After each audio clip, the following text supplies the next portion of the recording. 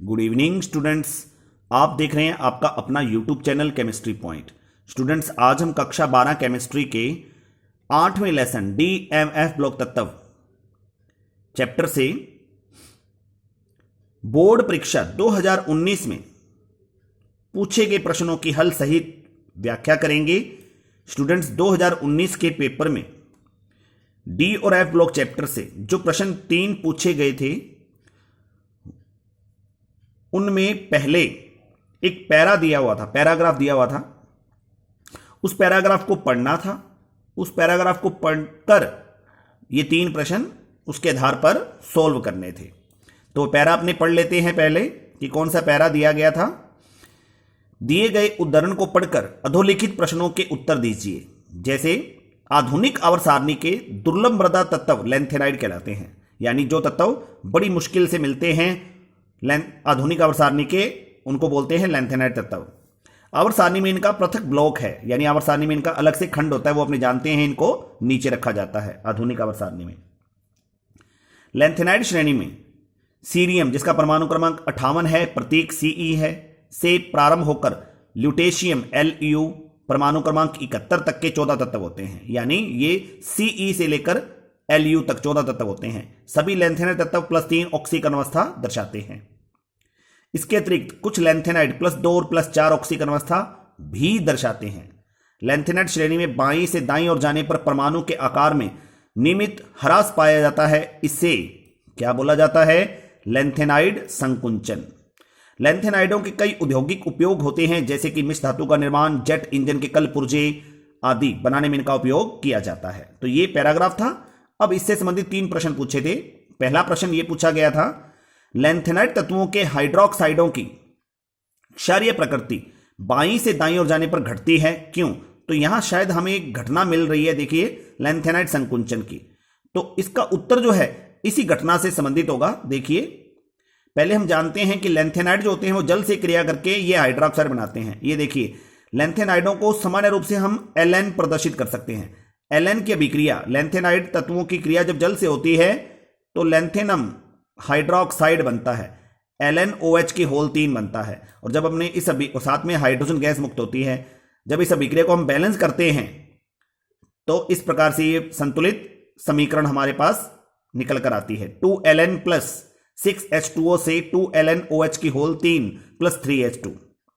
अब ये जो सभी हाइड्रोक्साइड मिल रहे हैं, Ln का मतलब यहां पर लैंथेनाइड तत्वों से है, ये जो हाइड्रोक्साइड प्राप्त हो रहे हैं ये आयनिक तथा क्षारीय होते हैं। लेकिन जब इन लैंथेनाइडों के हाइड्रोक्साइडों की बात करेंगे तो लैंथेनम त्रिधनायन से ल्यूटीशियम त्रिधनायन तक आकार घटने के कारण, यानी लैंथेनाइड संकुंचन के कारण हाइड्रोक्साइडों की क्षारीय प्रकृति भी निरंतर घटती है।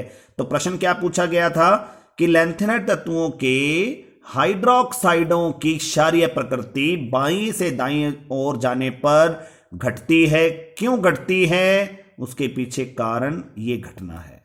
कौन सी घटना? लैंथेनाइड संकुंचन की। अब हम चलते हैं दूसरे प्रश्न पर। दूसरा प्रश्न, मिश्र धातु के निर्माण में प्रयुक्त 2 लैंथेनाइड तत्वों के नाम लिखिए। यह दूसरा प्रश्न पूछा गया था। तो पहले हम जान लेते हैं मिश्र धातु क्या होता है। मिश्र धातु जो है वो पायरोफोरिक मिश्र धातु है। अब मिश्र धातु और मिश्र धातु 2 अलग अलग टर्म्स हैं। मिश्र धातु जो होता है वो धातु प्लस अधातु या धातु प्लस धातु का बना जो मिश्रण होता है। लेकिन यदि हम मिश्र धातु की बात करें तो मिश्र धातु जो है ये लैंथेनाइड तत्वों से निर्मित मिश्र धातुओं को बोला जाता है। याद रखना स्टूडेंट्स, लैंथेनाइड तत्वों से निर्मित मिश्र धातुओं को मिश्र धातु कहा जाता है। जैसे अब इस मिश्र धातु में कौन कौन से तत्व होते हैं? सीरियम 40%, लैंथेनम और नियोडीमियम 44%, इसके अलावा आयरन 5%, 5% और सूक्ष्म मात्रा में सल्फर, कार्बन, सिलिकॉन, कैल्शियम व एल्यूमिनियम आदि होते हैं। और इन मिश्र धातुओं का उपयोग जो होता है सिगरेट लाइटर, लाइट फेंकने वाले टैंकों तथा गोली व गोले बनाने में होता है। लेकिन जो क्वेश्चन पूछा गया था वो क्या था? मिश्र धातु के निर्माण में प्रयुक्त 2 लैंथेनाइड तत्वों के नाम लिखिए।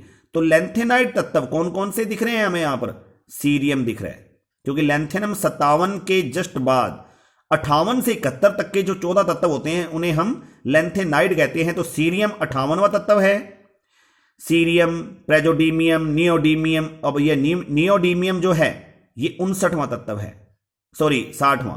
तो सीरियम 58वां, 59वां जो है प्रेजोडीमियम, और 60वां कौन सा है? नियोडीमियम।